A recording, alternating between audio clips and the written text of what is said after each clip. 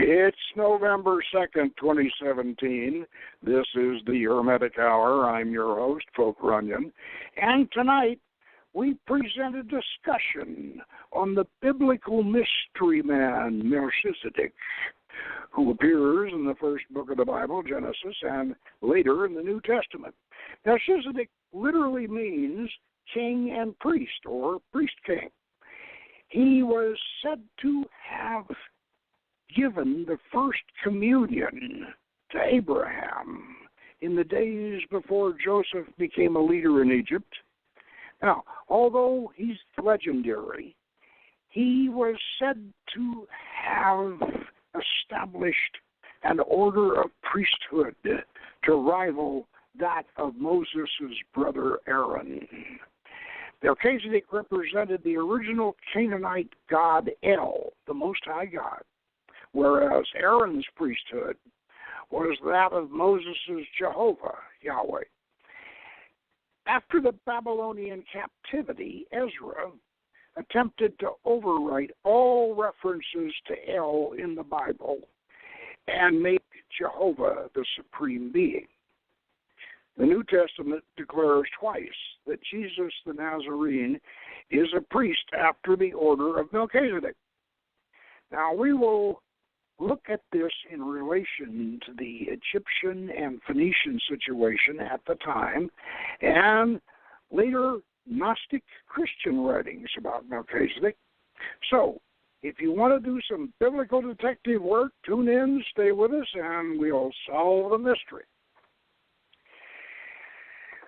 I'll be joined tonight by Frater Solomon, Michael Johnson, our biblical scholar, and my co-author on several projects such as this one. But before we bring Mike on board, let me set the stage for this discussion on Melchizedek. Now, just as important as the question who, what, and when was Melchizedek is the perhaps more important question who, what, and when was Abraham. And according to the Bible, Abraham, originally Abram, was the founding patriarch of the Hebrew people. He was a Chaldean from Ur, a city at the mouth of the Euphrates River in the Persian Gulf. Now, supposedly, this was around 1500 B.C., about the same time the Ugarit tablets were written over in Canaan. He had a vision of one God that led him and his tribe out of Mesopotamia in search of a new land. He and his people went north to Haran, the city of the moon god, Sin, and they stayed there long enough to make souls and also to get a lunar calendar for the Hebrew people. And then they went southwest down into Canaan, where Abram fought and won a battle with three rival tribes from Babylon. And then he visited Melchizedek in what is now Jerusalem. In those days, it was just Salem, and the Jeru part comes from the Jebusites. Now, the Canaanite priest king was a priest of the Most High God, according to Genesis, which was, of course, the Canaanite El, which we are to assume was Abram's muse. And so the Chaldean warlord, the patriarch Abraham, accepted the Canaanite El, which and Melchizedek sealed this covenant with a communion of bread and wine, which later was the model for the Christian communion. And he renamed Abram Abraham, the perfected one. Now, there was a famine in Palestine very shortly thereafter. They didn't call it Palestine in those days. And Abraham and his people moved south into Egypt. This was the first of several Hebrew refugee invasions of the Black Land. and probably one military invasion. And the question, who, what, and when was Abraham, is important because he, the original patriarch and first prophet of his nation, accepted El, the Most High God of the Canaanites, as the same voice that had been leading him and his tribe since they left Babylon.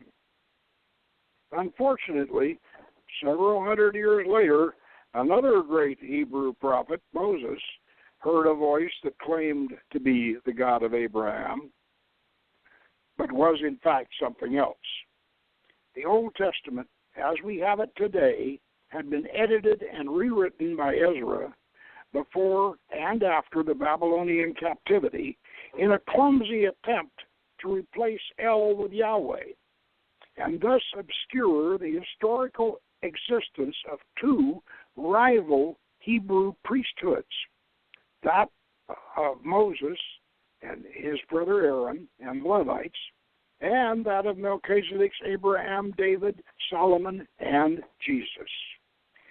Now that should set us up. Brother Solomon, are you with us? I am. Can you hear me? Oh yeah, I can hear you loud and clear. That's basically the setup. You know, reason why I said that it's just as important that we talk about who Abraham was and all as Melchizedek and the time frame and everything is because without Abraham and this communion, we really don't have a mystery. Do you think actually that Abraham dates back as far as 1500 BC? I'm wondering if it might not be a lot later. What do you think? I just find it very so obscure. Abraham, Melchizedek, anything after Noah or before Moses. Well, even Moses is a mystery. But I'd have to think that he'd have to be. What's the matter? I lost you.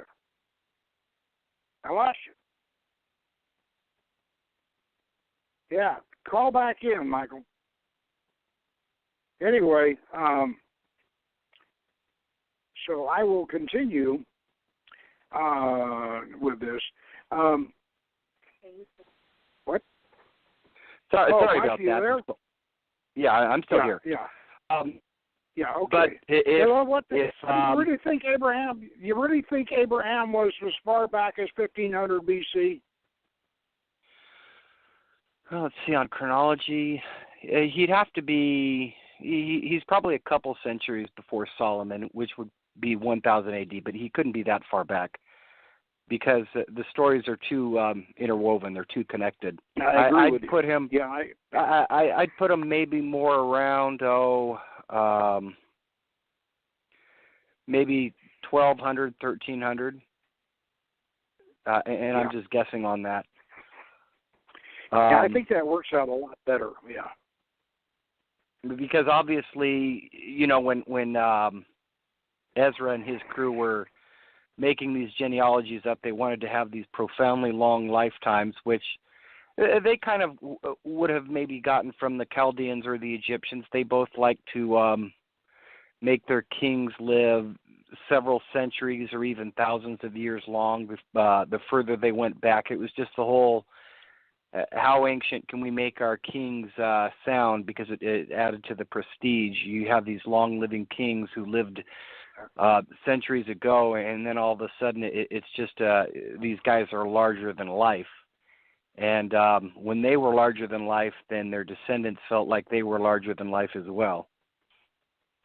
Yeah, in the case of Melchizedek, legend has it that his name was really Shem, and that he was the only survivor of the flood. In other words, he was either hanging on to a rope hanging from the ark, or he was somehow found himself a tree that was tall enough, and I don't know how he survived the flood, but the Jewish legend has it that he was the last survivor of the flood, and that he was immortal, basically. That all through the Melchizedek legend, you find these references not just to his immortality, but to his, frankly, it seems like to his reincarnation. I know we get that both out of the Dead Sea Scrolls. They seem to indicate that he's going to reincarnate in the future, and the Nag Hammadi tract seems to indicate that he's going to continually reincarnate if he doesn't, in fact, actually continue to live. We've got to. Yeah. What were we going to say? Yeah. Well, there is something interesting. Reading the tractate, it's a revelation from Gamaliel, who is a sort of an archangel who is above the seventh heaven. So he's above Ezra's Jehovah's heaven, and this archangel Gamaliel is giving a revelation to Jesus Christ, telling him he is the reincarnation of Melchizedek. So there is the connection there. A lot of early Christians actually believed that Melchizedek was a pre-incarnation of Jesus Christ. And the whole Gnostic tractate, it's really beautiful. It's much more detailed than the Dead Sea Scrolls. The Dead Sea Scrolls do, pretty interestingly, they make Melchizedek identical with Michael the Archangel and the Prince of Light, and his adversary that he fights against. So Melchizedek's a very big figure in the Dead Sea community. But his arch nemesis was Melchi-Resha. Belial. Yes, Belial. So Melchizedek is the great angelic being who can defeat Belial. And you and I, we both had a very interesting channeling with Melchizedek some time ago. He's really a fascinating character that I'm glad that we brought into our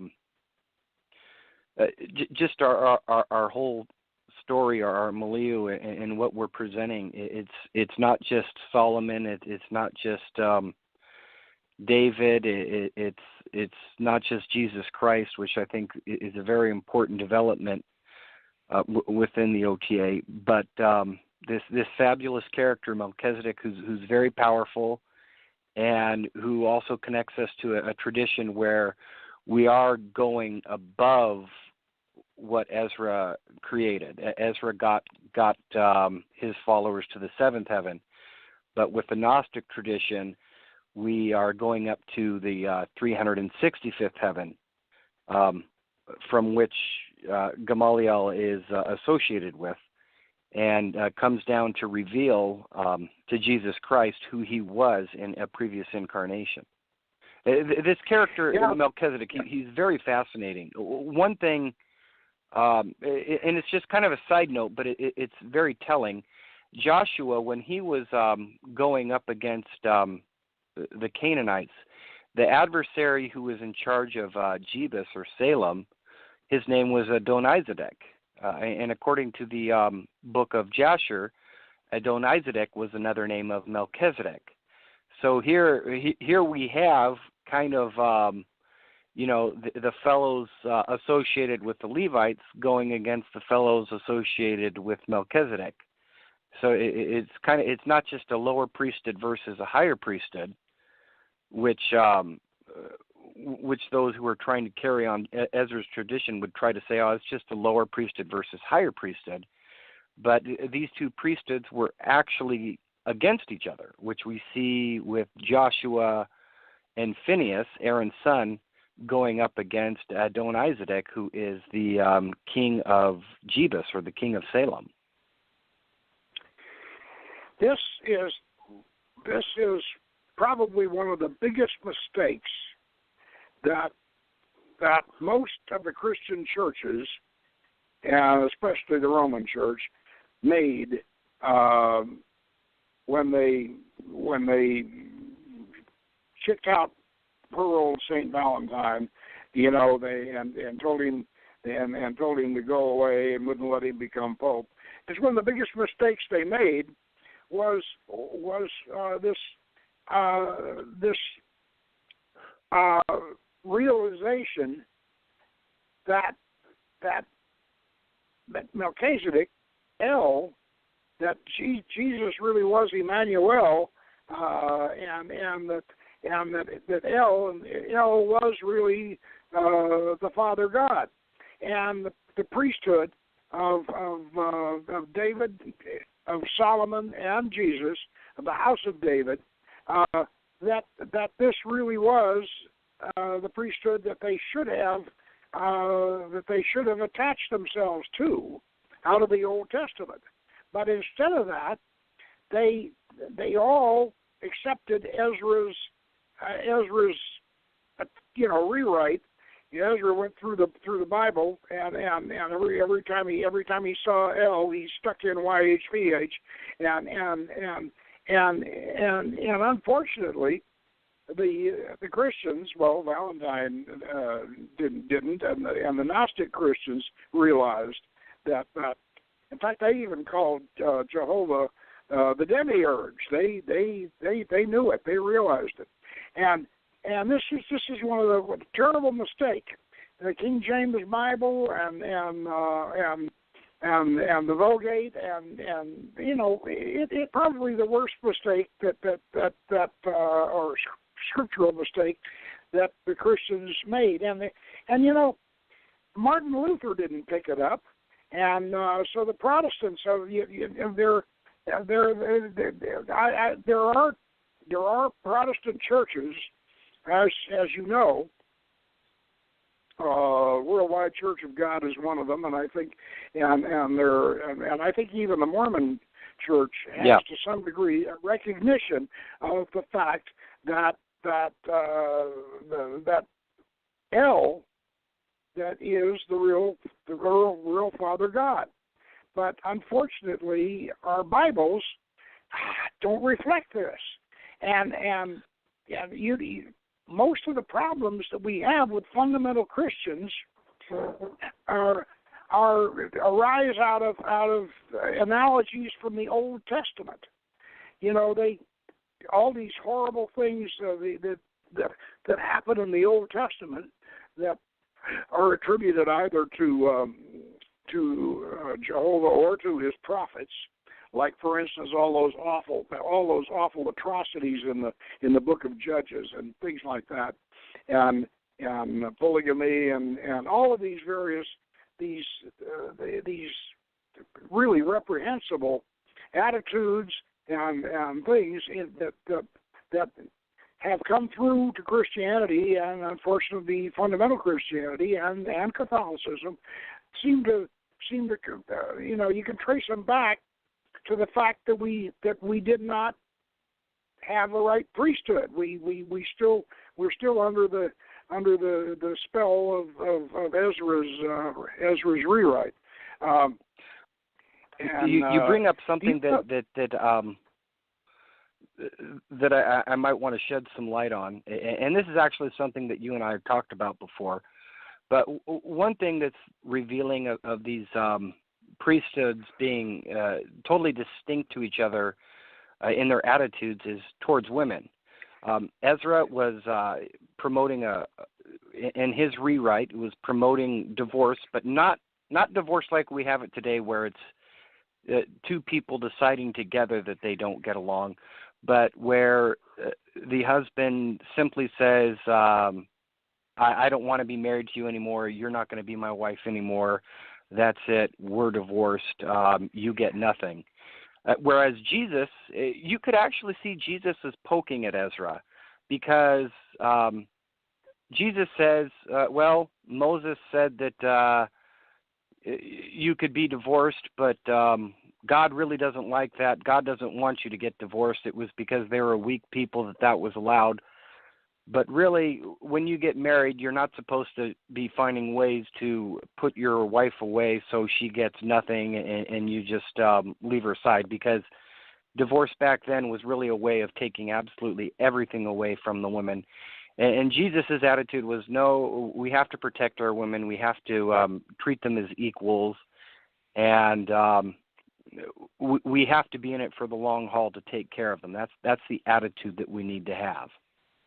Well, not only that, Jesus actually believed, and of course this goes even against Plato, and Jesus believed that the soul, that your soul was not complete until you got married.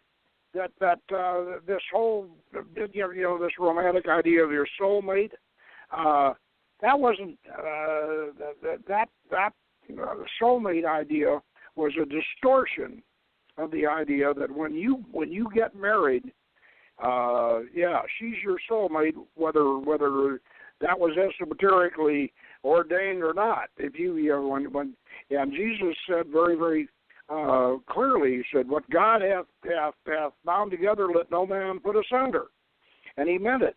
And so, we see that. We see that in reality. Napoleon Hill, in his book Think and Grow Rich, in his research on successful men and all the key ingredients, one of the key factors he said is behind every good man is a good woman. If a successful man is to be successful, you will virtually always see a supportive woman by his side who is his bulwark of support. Without that key ingredient of a supportive woman, then you don't have what you need to really be everything that you can be. That's right, and in fact, right now it's interesting to note that right now we're having this as part of the cultural Marxist attempt to destroy our society. Their latest thing is to promote it, women to come forward and accuse men of whatever they can accuse them of from as far back as their almost childhood, and also to insist that women have equality in the creative fields, and I just noticed that a prominent editor, New York editor, came out and to answer the question, why are there so few women artists and writers? And basically, it is that men do tend to be more outgoing in the creative fields. You can say this is kind of the sexual analogy or whatever, however you want to say it, but this is natural that when it comes to works of art and literature and everything else, men have predominated, and they will probably continue to predominate as far as that is concerned. But at the same time, there's behind every great artist and behind every great writer, there's always a very, very inspiring woman. And if you don't think so, just look at the dedications to the books and the works. And this is something that I'm not saying that necessarily that we haven't had great lady authors, writers, artists, and all. We have. And certainly, and we'll have more. But nature, the nature of things is that men like that saying, that men do and women are, and that there's always lots of exceptions to that. And of course, in the Hermetic tradition, we have Hypatia, and of course, you can also mention, Margaret Thatcher and we even give Helena Blavatsky some credit for creativity, because she certainly did create a lot, and so I'm all for and we should be for women's equality and the expression and everything, but we also should consider nature, and Jesus was looking at the Genesis Garden of Eden formula.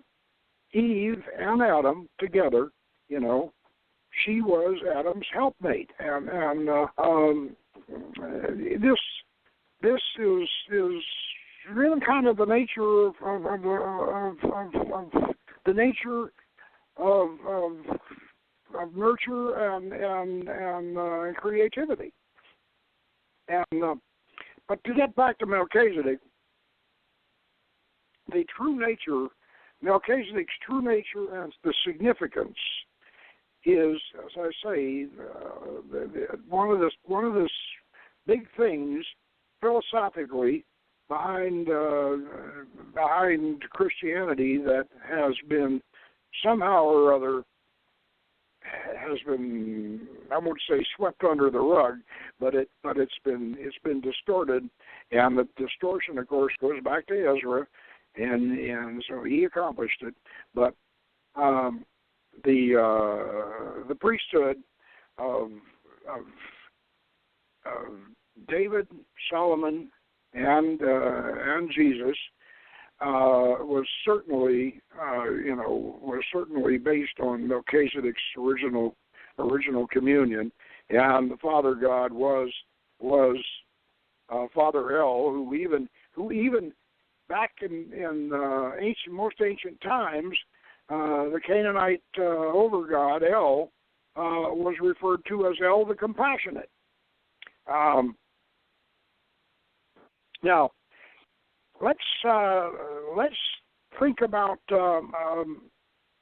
that Gnostic story of Melchizedek that was written down by Athanasius, the patriarch of Alexandria, in the 2nd century. I know you're familiar with it. That's we have it in the Old Testament Pseudegraphia, the first volume. You want to talk about that a little bit? Yeah, that's really it's really neat, because it presents Ezra as a Canaanite king, which he was, and I think his grandmother's name was Salem, for whom the town was named. When you said Ezra, you mean Melchizedek. Oh my gosh, can't believe I said that. Yeah. Two diametrically opposed characters.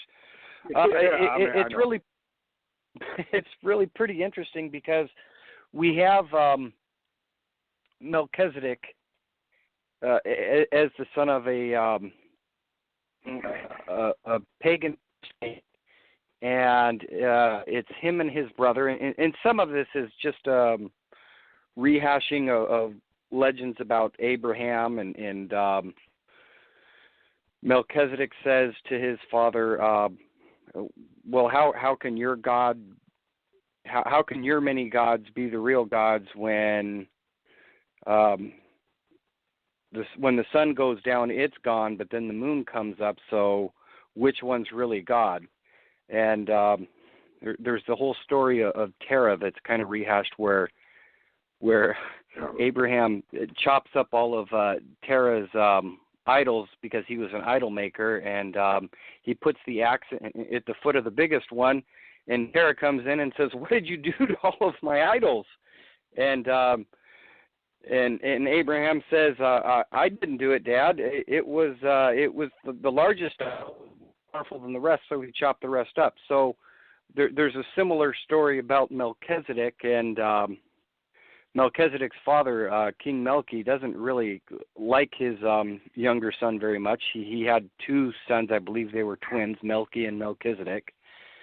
And he was going to sacrifice Melchizedek, and there are, I believe it's, there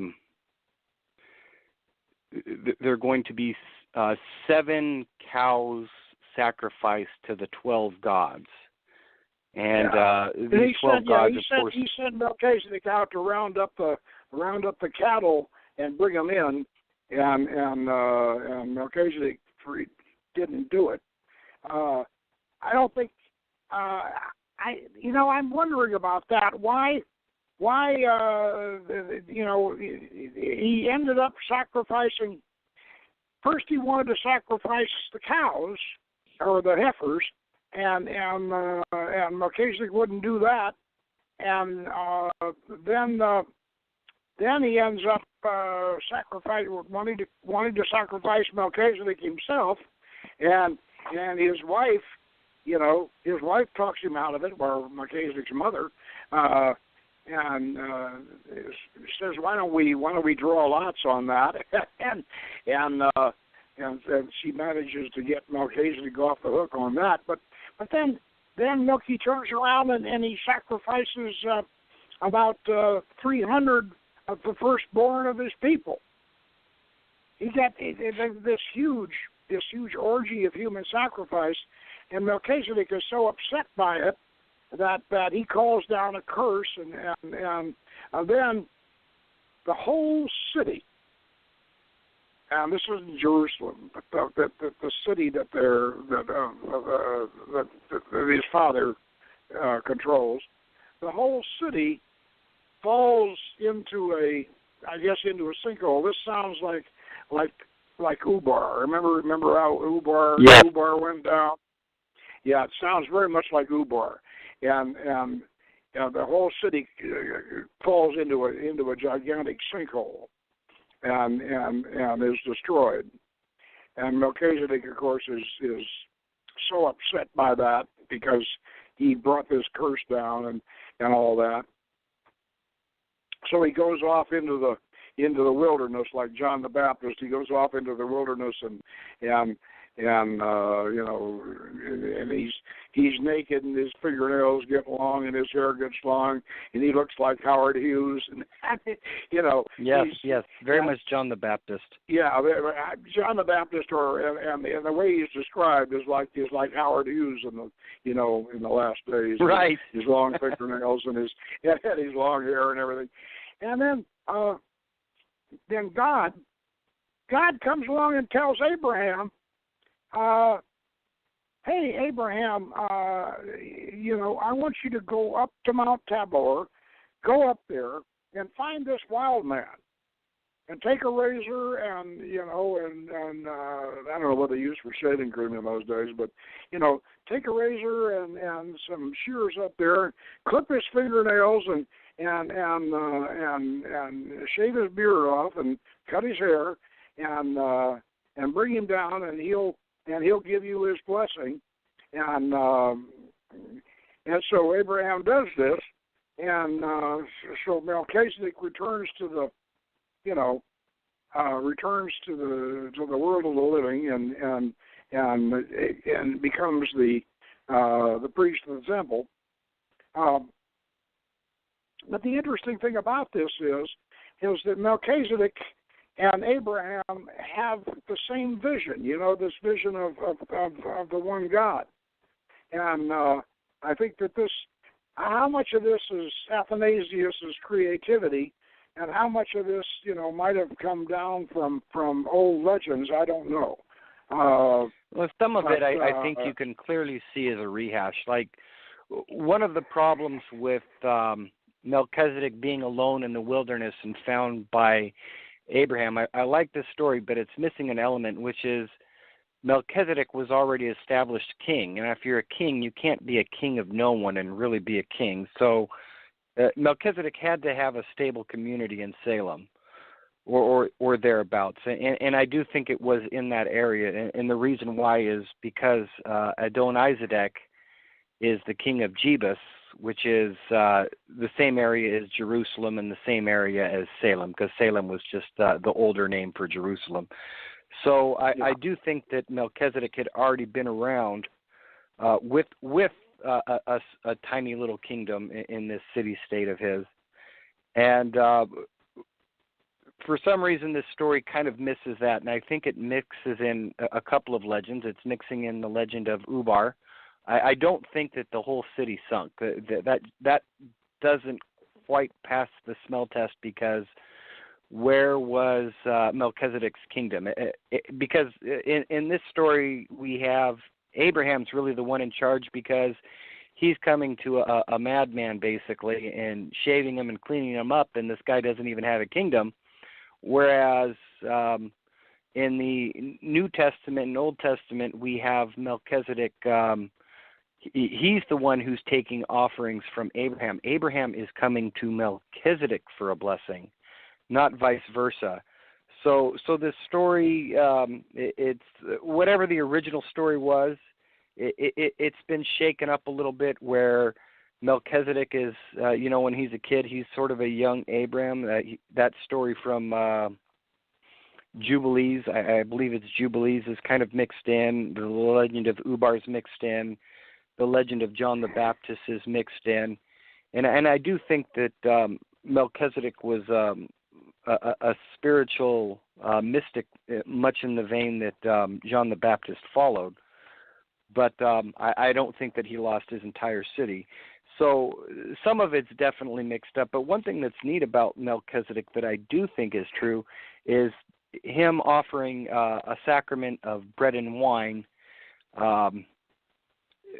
which didn't involve the animal slaughter that was performed by the Levitical priesthood. And the reason for that is I think Melchizedek's message was, we don't need to kill animals in order to sacrifice our God. Yeah, I think you're right, and of course, as we mentioned before, the original Elohists were vegetarian or almost vegan, and of course Daniel. Daniel over in the Babylonian captivity. Daniel was obviously one of the Davidians. He was an Elohist, right? And interestingly enough, and so many things of the Ezra conspiracy. People love conspiracies. Well, the Ezra, as far as I'm concerned, the biggest conspiracy in the Bible was Ezra's rewrite of trying to. Certainly. Yeah, but certainly was. Here's the thing that Ezra managed to accomplish, along with his conspiracy. Okay, Cyrus. He's in cahoots with Cyrus. Cyrus is going to send him back to Canaan. Back to Jerusalem, and not only is he going to send him back, he's going to send him back with funding to rebuild the temple, funding to rebuild it, and the Persian army to back him up. And so what Ezra is going to do is he's going to establish a satellite, like the communists used to have these countries, and they still do, that are satellites, that Judea and Israel were going to be a satellite of the Persian Empire, and of course Ezra helped,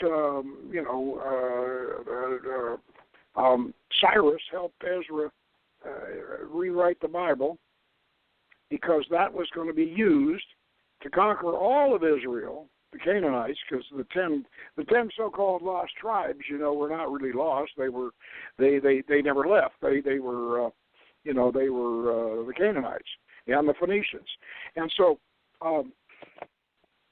the important thing about this is that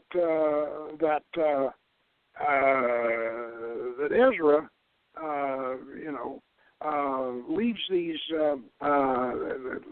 leads these people back, but he leaves all of the Davidians in Babylon. He goes back. They were a big threat to his power. They were a big threat to his power, obviously. So the Davidians stay in Babylon, and Ezra takes the Levites with him, Levites and Benjamin, and Judah and Benjamin and the Levites. Did I miss anybody?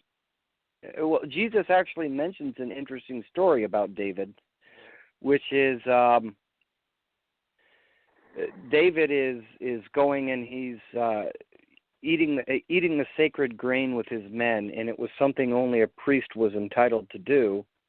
And David's argument was, I'm a priest after the Order of Melchizedek, so I have a right to do this. And that was the big conflict. Is there was this persistent conflict between the kings of Judah and the priesthood of Aaron, always not getting along. And it was only when they got along that Ezra praised them when he's going back in history. But when they did get along, Ezra says, oh, this was an evil king. It's never the priest who was evil. It was always the king from the Davidic line who was evil. And just to cap this, because I don't want this to be forgotten, it's very fascinating. There's a legend that says Tamar, who is the ancestor of King David and King Solomon, she married Judah. She was a Canaanite. So this puts them at variance with the Levitical priesthood, which is not claiming the same Canaanite heritage. So we have a direct line from Melchizedek, the Canaanite, down to David, Solomon, and Jesus. This means Jesus is the ancestral mother of Jesus' tribe was a Canaanite. And according to Ezra, this was, there's a story about Ezra. This shows how horrible Ezra was, and it also shows how much disregard Ezra had for the Davidic line. It was kind of a snub. All these men who came back with Ezra, Ezra wants them to send their Canaanite wives and their children, and this is awful, back to the in-laws, the Canaanite in-laws.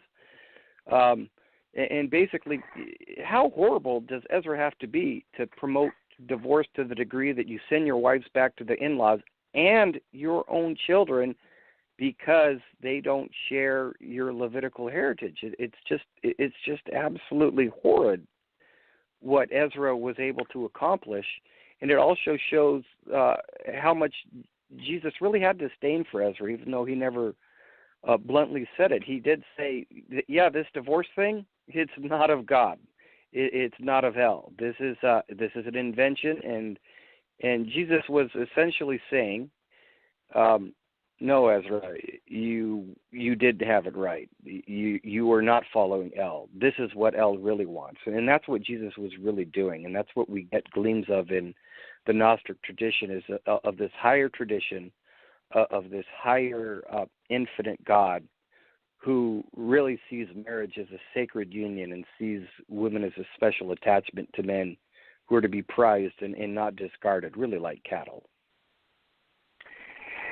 Yes, you got it right. You hit it right on the nose, and I think that that's, as we're looking at this, we have to say, as a qualifier, that the Bible, as we have it, the Bible is mythology. And that's, it is. It's mythology, and it is no less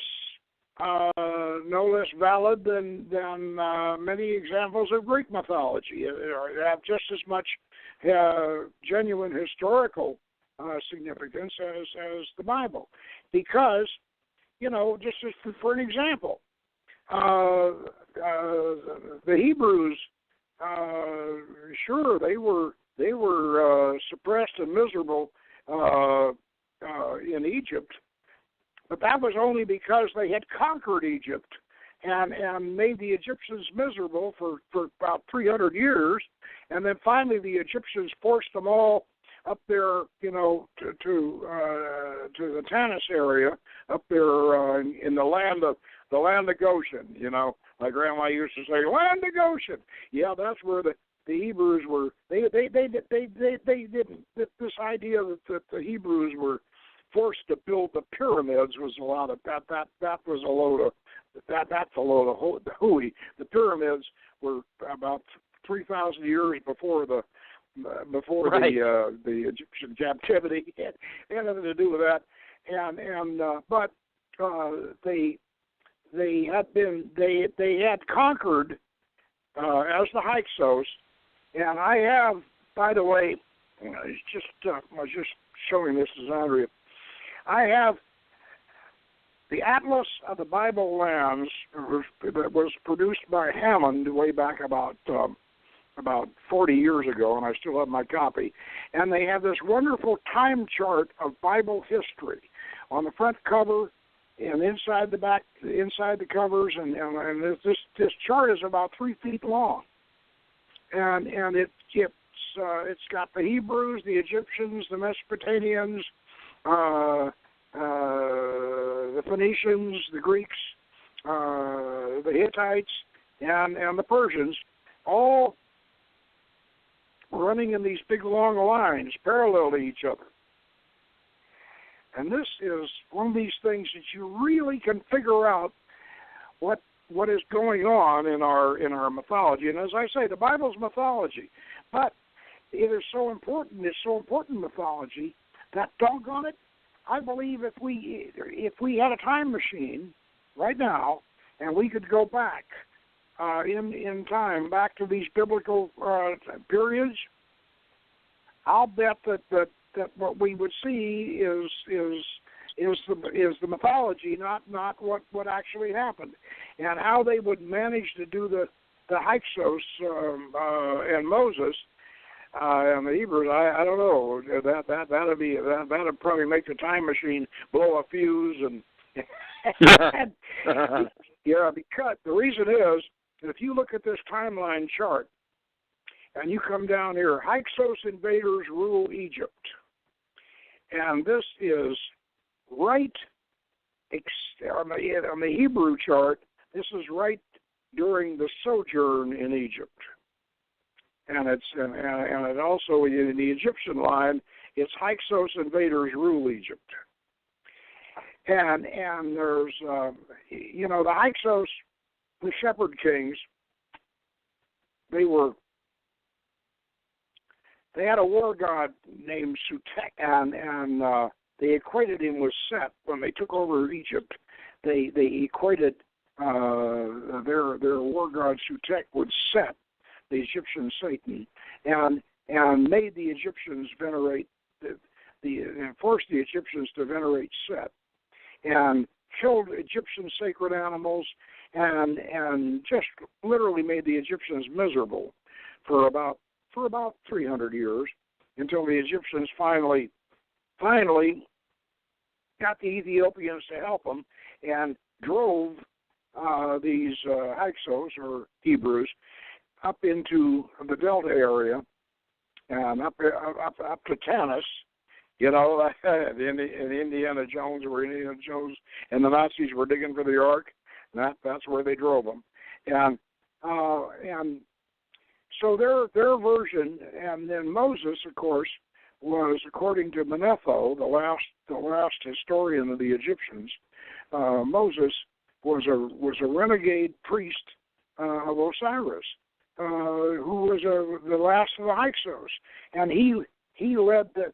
When the Egyptians finally pushed him out, Moses led the last of the Hyksos back to Canaan, and so we don't know, but we, for the sake of argument, we accept the Exodus story, and we deal with that, and with the same thing, as I say in some areas of Greek mythology, we accept these. We accept this because it's part of our belief system. And So, looking at what Ezra did, he didn't just mess with history. He messed with our sacred mythology, and we might as well consider that messing with, rewriting history, because we follow it, and it really is, as I say, the substituting of Yahweh for El was really an Orwellian. It was an Orwellian thing to do, and probably one of the worst conspiracies that's been inflicted on civilization. You want to comment somewhat on Melchizedek's influence? Well, he has influenced a number of churches. What are the Mormons? What are the Mormon views on Melchizedek? Well, Melchizedek was the not necessarily the founder, because he was continuing something that actually existed before the flood, but he was the holder of the full priesthood.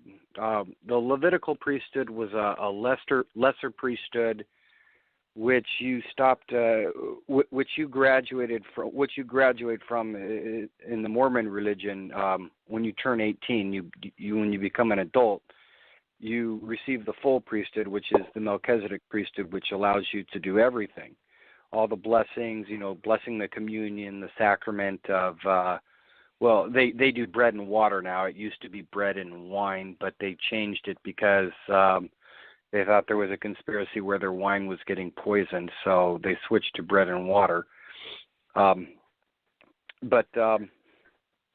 Essentially, if you wanted the priesthood where you could be married forever to your soulmate, that would be conducted through the Melchizedek priesthood. And the Levitical priesthood was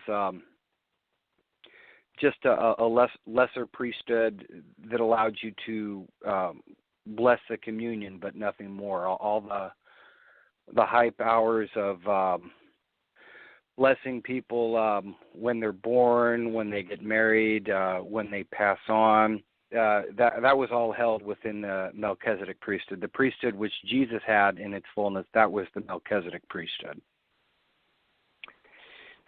But then, what in the Mormon Bible? What happens with Yahweh? Well, their tradition is interesting. They do equate Yahweh with Jesus, and I'm not saying that we should even consider doing that, but they do make Elohim the superior God of the two. And I think that's interesting because they're seeing Elohim and Jehovah as separate entities and Elohim as the superior entity. And one thing that I think is fascinating and significant, getting a little bit away from the Mormons, because I think I've captured everything that they're about as far as Melchizedek's concerned. But it was really Wellhausen in Germany. He's an awesome German scholar who realized, hey, wait a minute, I'm reading these 5 books of Moses, and I'm noticing some of the stories are about Elohim, which is an extended name of El, and other stories are about Jehovah. And the interesting thing about that is if you read Genesis chapter 1, where it's saying God, that's really Elohim in Hebrew. And where it's saying Lord God or Lord, that's Jehovah. Now, the story of Elohim, when he creates from the heavens by his word alone. So El has a significant amount of power. Elohim, it says, I created man in my image. Elohim is sort of a plural term where God is, in our image. That is El and Asherat, because it's 2 beings. It has the Ohim, which is a plural ending, so it's referring to at least 2 entities. And really what it's referring to is the Canaanite pantheon headed by El and Asherah. That's how man is created in our image, not in my image. And then the second chapter, you have Jehovah. Well, you have Jehovah. He has to create on the ground. Yeah, right. Which evolves according to the Nicene document and can be confirmed all the way through the Bible if you know how to read it. El and Asherah have their counterparts on earth of Baal and Astarte, Isis and Osiris, Venus and Adonis, and all of the. We might mention that Elohim is the pantheon. Is not just God; it's the pantheon, and they're all aspects. And some of them are earthly aspects, and so eventually Jesus, and this is another sort of a conspiracy that was inflicted upon the Christian New Testament, whatever, is the glorification of Mother Mary, supposedly, and the downgrading of Jesus' wife, Mary Magdalene. And so really, we have, if you want to take this thing from a Canaanite point of view, El and Mother Asherah had their counterpart on earth of Baal and Astarte, who eventually evolved through all of this into Jesus and Mary Magdalene, and that of course is the final secret behind all of this. And we're just about running just about to the end of the hour, and I want to really thank you, Mike, for coming on board on this and giving us all your knowledge.